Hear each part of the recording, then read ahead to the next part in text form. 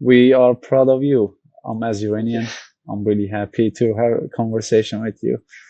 Okay, so if I want to say in summary, you got 105 in TOEFL, 1500 in SAT, and gold medal in national competition, and also international gold medalist.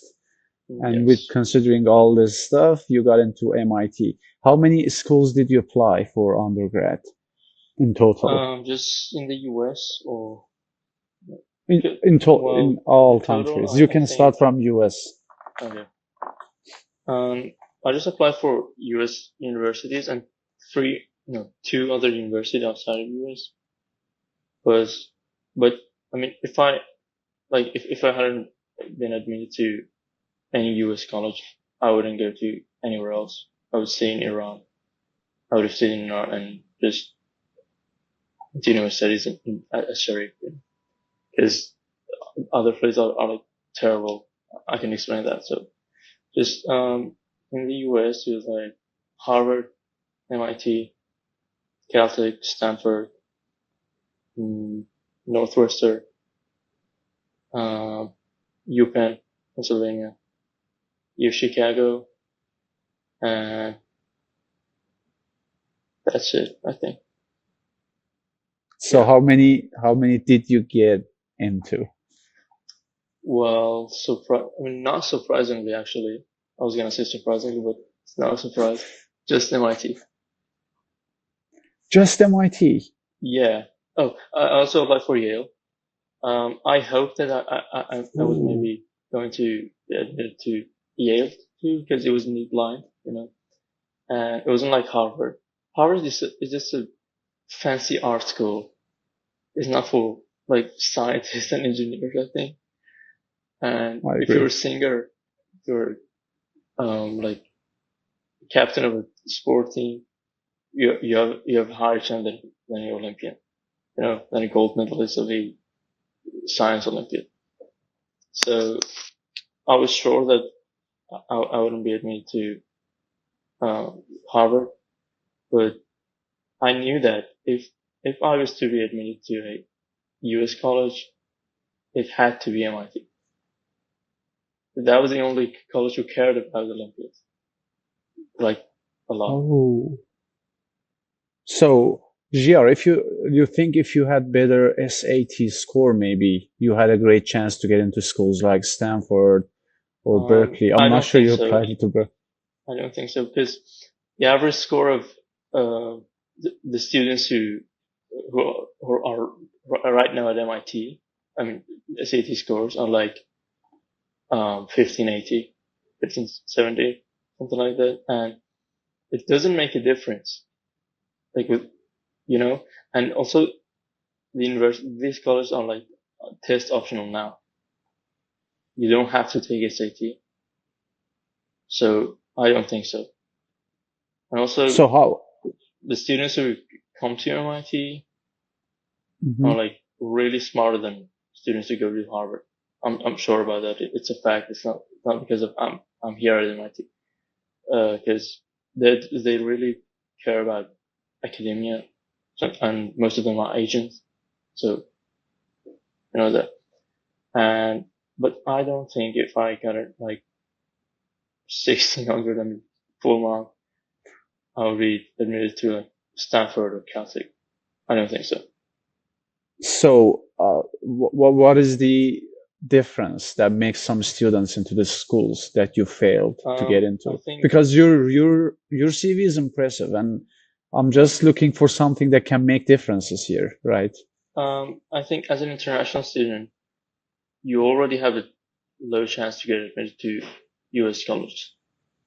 Like for example, True. at MIT, I think 10% of the students are international, so the chance is already low. You know, but the other thing is financial aid. It's really important. It was really important to me because as an Iranian, you can't just pay like $90,000 in a year. You know, so I think only I don't know the number, I mean the exact number, but it's it's less than 10, but just a few universities in the US are made blind. That means if you wanted financial aid, like a like a full financial aid, um, your the chance of your admission will be lower, you know. And True. MIT, Harvard, Yale, Princeton, and some other colleges. I don't remember the names. These universities are made blind, so that's a big deal. That's really it.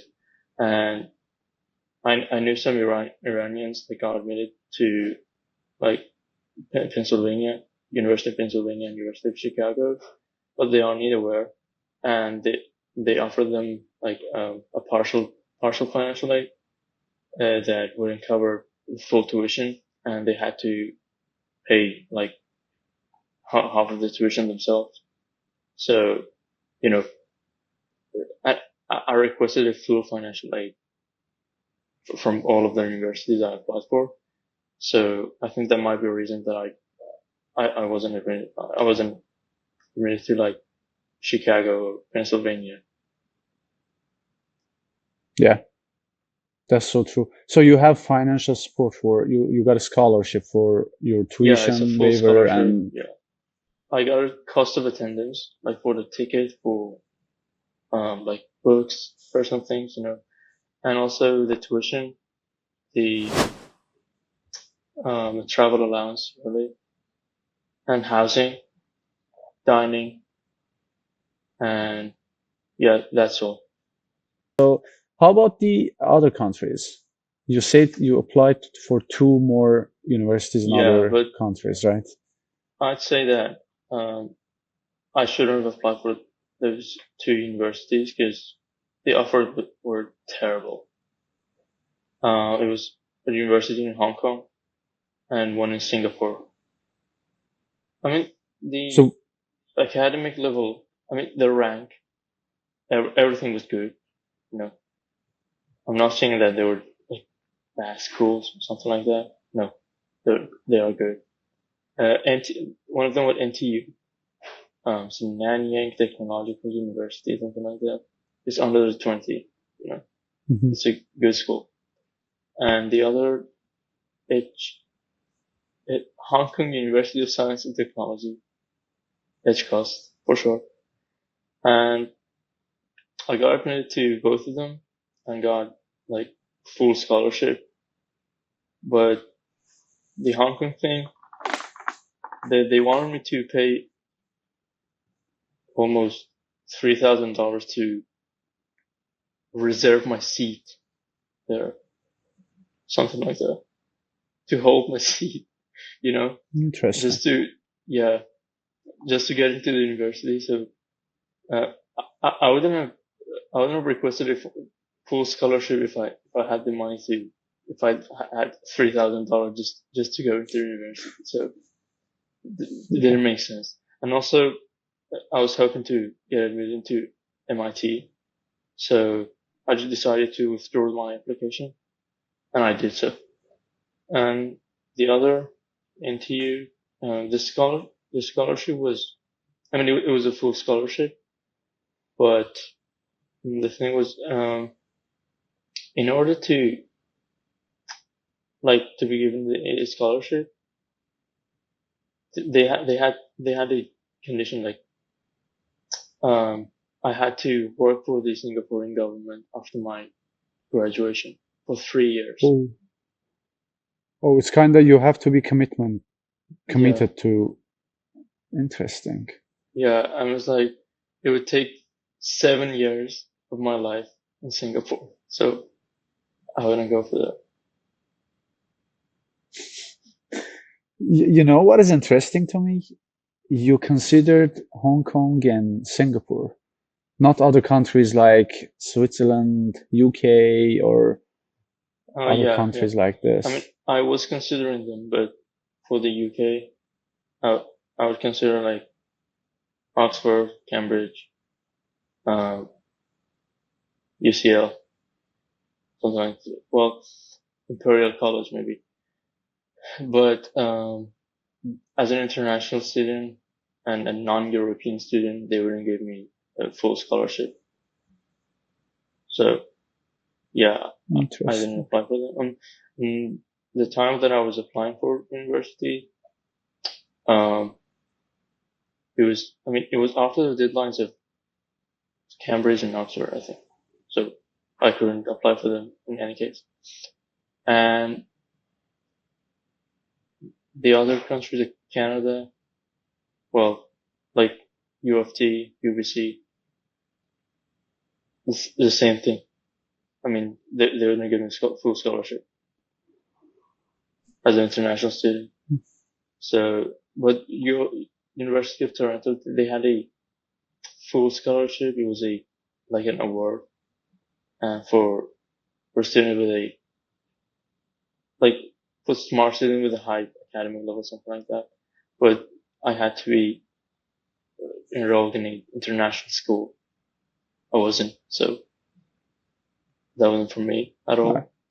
And I didn't apply for any university in Canada, and also other countries in Europe, they had a language requirement.